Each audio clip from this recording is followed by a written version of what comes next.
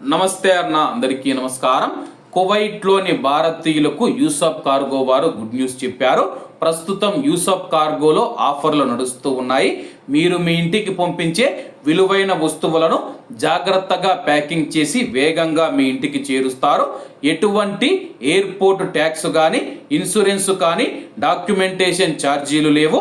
Packing free. అలాగే మాలియా మరియు కైతాన్ ప్రాంతాలలో యూసఫ్ కార్గో ఉంది. ఇంకెందుకు ఆలస్యం, స్క్రీన్ మీద కనపడే నెంబర్లకు వెంటనే సంప్రదించండి. నమస్తే అన్న, అందరికీ నమస్కారం. కువైట్ మరియు గల్ఫ్ దేశాలకు వస్తూ ఉన్న మహిళలు ఎవరైతే ఉన్నారో, రెండు తెలుగు రాష్ట్రాలకు సంబంధించిన మహిళలు ఎవరైతే ఉన్నారో చాలా జాగ్రత్తగా ఉండండి. ఎందుకంటే ఏజెంట్లు ఎవరైతే ఉన్నారో మీ దగ్గర నుంచి వేల రూపాయలు, లక్షల రూపాయలు డబ్బు తీసుకొని మిమ్మల్ని అయితే మోసం చేస్తూ ఉన్నారన్నమాట. ఇప్పటికే కువైట్ కావచ్చు, ఒమన్ కావచ్చు, సౌదీ అరేబియా కావచ్చు, ఖతార్ కావచ్చు, బెహ్రెన్ కావచ్చు, యూఏఈ కావచ్చు, ఇలా చాలామంది మహిళలు వచ్చేసి మోసపోయారన్నమాట.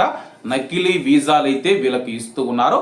నకిలీ వీసాలు ఇవ్వడం వల్ల వాళ్ళు కువైట్ కానీ ఇతర గల్ఫ్ దేశాలకు వచ్చినప్పుడు అకామా తగలక, మెడికల్ జరగక వాళ్ళైతే తీవ్ర ఇబ్బందులు ఎదుర్కొంటూ ఉన్నారన్నమాట.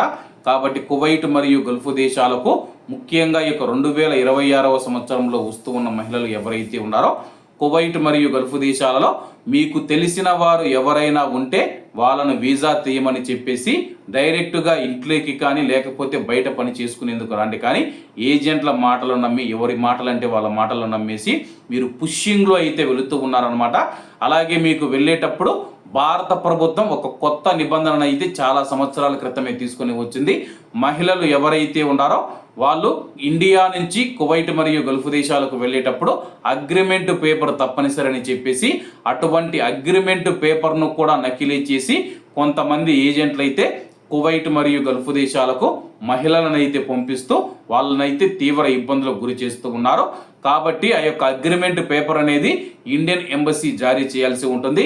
ఇండియన్ ఎంబసీ దగ్గరికి వెళ్ళి వాళ్ళు చెప్పినంత రుసుము చెల్లించి ఆ యొక్క అగ్రిమెంట్ పేపర్ తీసుకొని వస్తే కానీ ఎటువంటి ఇబ్బంది ఉండదు. ఒకవేళ మీ యొక్క యజమానికి మీకు ఏదైనా గొడవ జరిగినా సరే కానీ అగ్రిమెంట్ పేపర్ అనేది ఉంటే కానీ మీరు నేరుగా ఎంబసీకి వెళ్ళి కంప్లైంట్ ఇస్తే కానీ మీ తరపున ఇండియన్ ఎంబసీ అయితే మీ యొక్క కువైట్ యజమానితో అయితే మాట్లాడుతుంది. అలాగే ఏ దేశాల్లో ఉంటే ఆయా దేశాల యజమానులతో ఇండియన్ ఎంబసీ అయితే మాట్లాడుతూ ఉందన్నమాట. ప్రస్తుతం ఇటీవల కాలంలో మనం చూసుకుంటే కానీ చాలా మంది మహిళలు అయితే కువైట్కు వస్తూ ఉన్నారు. వాళ్ళు పుషింగ్ ద్వారా అయితే వస్తూ ఉన్నారన్నమాట. పుషింగ్ ద్వారా దయచేసి ఎవరు రావద్దండి. ఎందుకంటే పుషింగ్ ద్వారా వస్తే కానీ కువైట్లో మనము అనాధికారికంగా అడుగు పెట్టినట్టే అనమాట. అంటే మనము దొంగగా అడుగు పెట్టినట్టు అవుతుంది. కాబట్టి ఈ యొక్క విషయాన్ని గుర్తుపెట్టుకోండి. అగ్రిమెంట్ పేపర్ ఉంటే కానీ అది 2 సంవత్సరాలు ఉంటుంది. కాబట్టి ఆ యొక్క 2 సంవత్సరాలు మాత్రమే మనకు అతనికి యజమానికి అగ్రిమెంట్ కుదురుతుంది. కాబట్టి అగ్రిమెంట్ లేకుండా ఎవరు కువైట్ మరియు గల్ఫ్ దేశాలకు భారతీయ మహిళలు రావద్దని చెప్పి ప్రతి ఒక్కరిని కోరుకుంటూ అందరూ బాగుండాలి, అందులో మనం ఉండాలి. అందరికీ నమస్తే అన్న, జై హింద్.